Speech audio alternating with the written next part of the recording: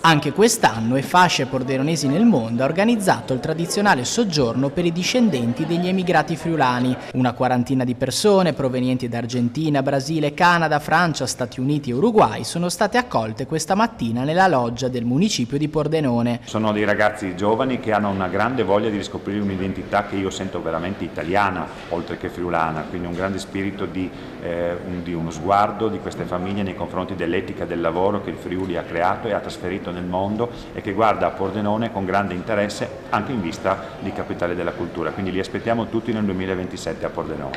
Il gruppo parteciperà a una settimana di visite in Friuli Venezia Giulia tra borghi e località legate alle proprie radici. Allora, io sono nata a Parigi e erano i miei nonni che erano del Friuli, quindi mia nonna era da Tramonti e mio nonno era da Fiumevento. Vivo in Brasile e io lavoro con topografici, geometra di topografici e fatto mappamenti con droni, diverse città del sud del Brasile. Ho molta bellezza, la bellezza dell'Italia e l'organizzazione di Friuli mi ha ispirato a fare una cosa con bellezza e precisione.